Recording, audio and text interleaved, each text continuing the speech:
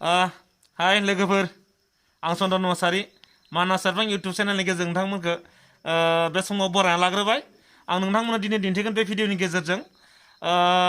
भारतनि prime minister बिथाङा बिथोन होनाय बायदियै कर'ना भाइरासनि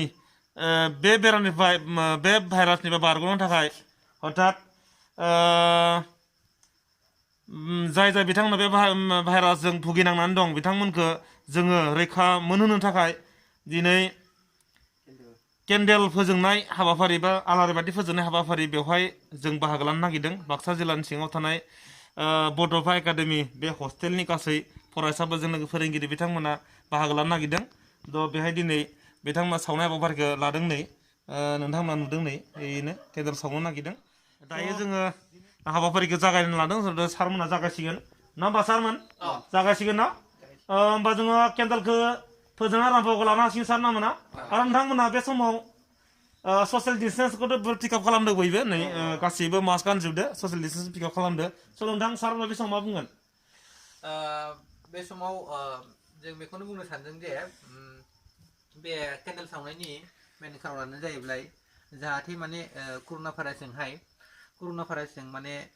थैनाय सुबुंफोरा माने सोरगोआव जेन जाहाथे जायगा मोनहैथों आरो लोगोसे दा कर'ना भाइरासजों माने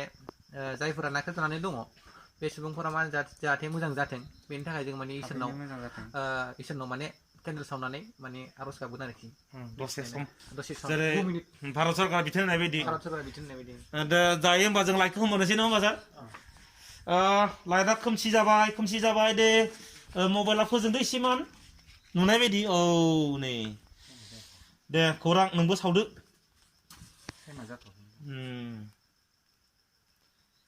गासिबो सावदो बयबो बुहुमनि खना खनला जेराव मानसि दं गासिबो साव मानो होनबा जोङो बे भाइरासनिफ्राय बारग'नो थाखाय जों साफ्रोमबो आर'ज गाबनांगोन लोगोसे बे भाइरासजों जाय बिथांमोना भुगिनांनानै दं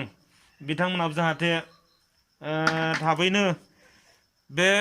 भाइरासनिफ्राय बारग'नो हायो बिनि थाखाय जोङो आर'ज गाबनांगोन साफ्रोमबो आर'ज गाबनांगोन दे सार आर'ज गाबदो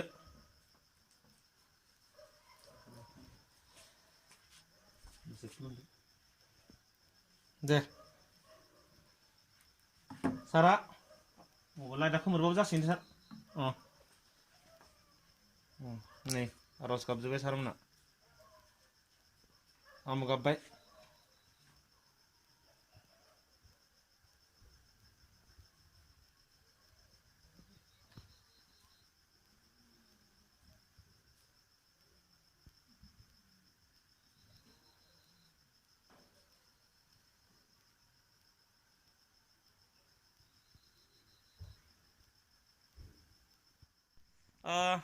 जों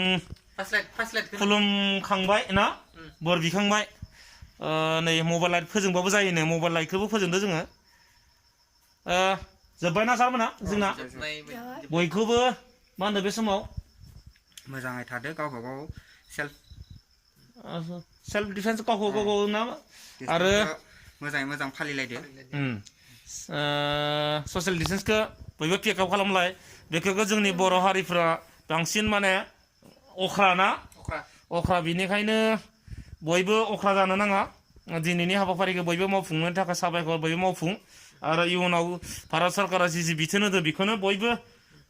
मा खालाम मावफुंनांगौ ना